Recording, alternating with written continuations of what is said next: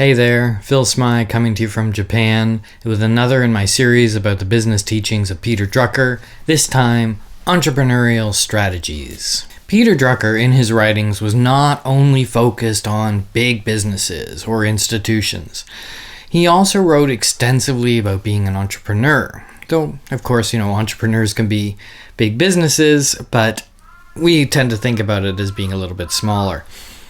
Drucker laid out 4 entrepreneurial strategies, and I'm going to delve into 2 of those in this video, the second 2 in a video later. For some reason, the first 2 of Drucker's entrepreneurial strategies take their name from the Civil War in America, and I don't quite know why, but anyway.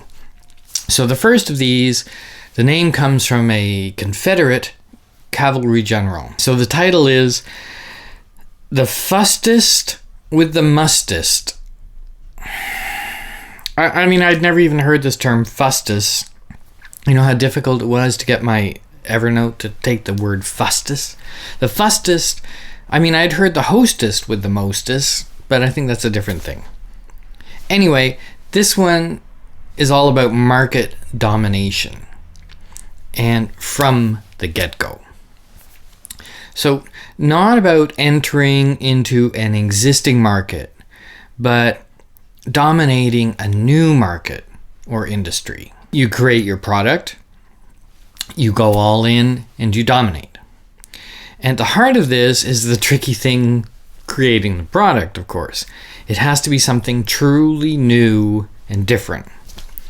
Drucker's writing on this was pretty old, so his examples maybe don't stand the test of time, but the spirit is applicable. His examples in the book that I have were with the vitamin industry in Switzerland in the early 1900s and with DuPont and plastic. But let's talk about it, what that concept is. And it's the interesting point is that we're talking about new products and new markets. And so often in these situations, non-experts and outsiders do much, much better than the experts. And we see this again and again. It's usually because, I think, people inside of expert organizations don't have the structure in place to innovate and to create these truly new products. So it's a high-risk strategy, and Drucker kind of likened this to the Moonshot. Our animated view now showing us what's happening up there at 6 minutes and 35 seconds into the flight of Apollo 11. Because everything has to be on target, and even a slight deviation, and you're sending a bunch of guys out into space. There has to be one, and only one, clear-cut goal, and all the efforts have to go into that. That's the only way this strategy works. And when the effort starts to produce results, you have to pile on massive amounts of resources. And this strategy kind of demands substantial and continuing effort, to retain this leadership position.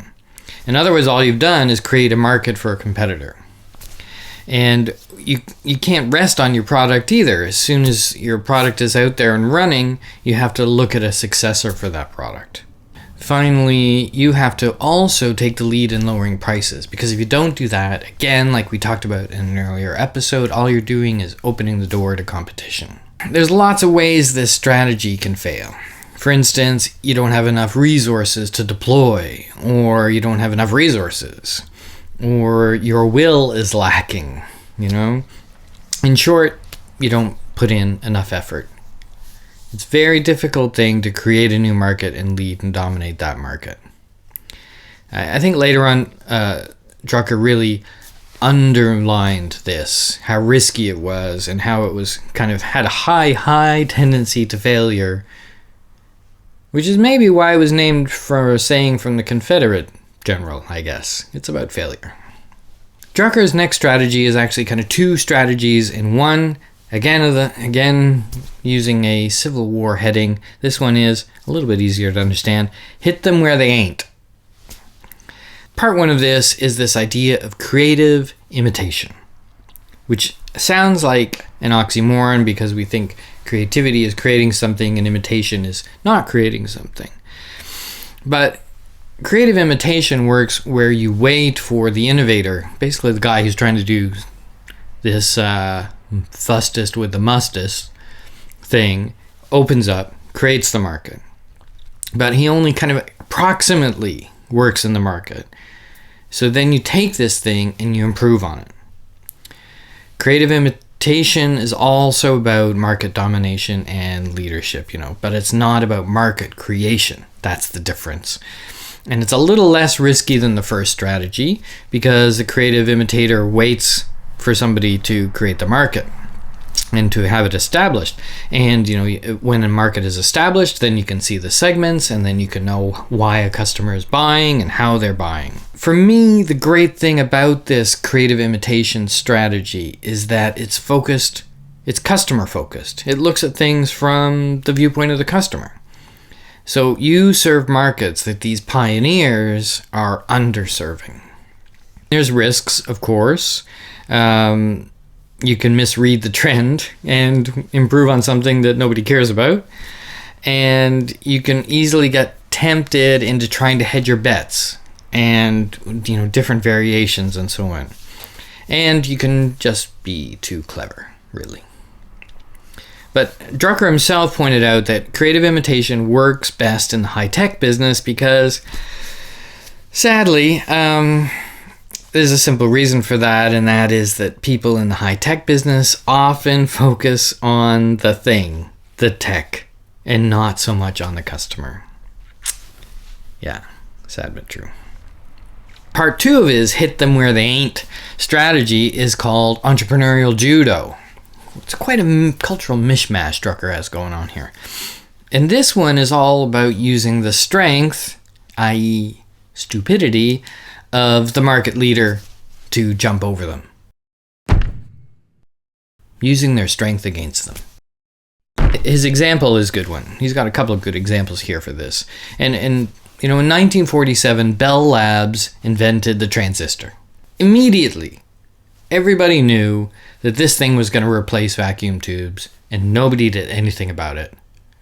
All the big manufacturers who were American-based set up a plan to slowly phase out the vacuum tube in favor of the transistor by 1970, by 23 years later. Sony at that time was unknown. Just some company in Japan. I think they were big in Japan, but just a Japanese company. And the CEO at the time read about transistors in the newspaper and went to America and negotiated a license for a pretty small sum, really. 2 years later, Sony brings out the first portable transistor radio that weighs 1/5 of the vacuum tube version, costs 1/3 of the vacuum tube version, and within 2 years they're the market leader in America, and within a couple more years they're the market leader of radios in the world. Sony's success, is that's not really the story. The story is, how did Japanese companies do this again and again over the next 30 years? They weren't alone in doing this. Citibank did the same kind of thing in Germany with banking. They came in, opened up a family bank product, and just wiped out the market leader. And the reason was habit. American companies at that time refused to see the truth.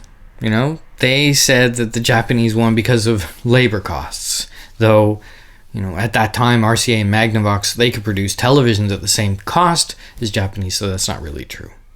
And in Germany, the other German banks said that Citibank was, taking on higher risk, unacceptable levels of risk, even though those other German banks knew that Citibank was, of course, regulated under the same rules that they were.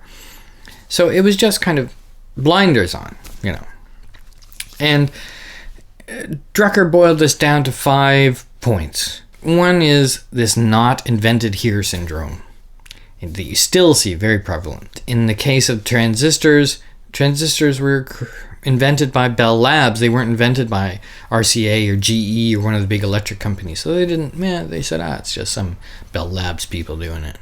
Creaming is point number 2. Creaming is You want to make as much money out of that market as possible. Number 3, misunderstanding quality. We talked a little bit about this one before as well, and that is quality has nothing to do with the effort you put into making the product. It has everything to do with what the customer gets out of it as value. Problem number 4 that let these companies judo them is that they had a premium price product. And that's kind of a combination of creaming and backwards quality, where you're overcharging the customer for the privilege of buying something that you think is great. That's just an invitation for somebody to come in and take your market. These companies maximized instead of optimized. So Sony optimized. The other American companies tried to maximize, and that is tried to satisfy all customers with a single product instead of making a specific product for a specific market. Get entrepreneurial judo together with creative imitation, and I think that's obvious. The reason is you can't come in and do the same thing in entrepreneurial judo. You have to modify what the incumbent is already doing. So you have to have creative imitation.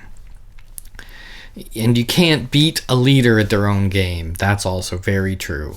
You have to make the game yours. You need creative imitation.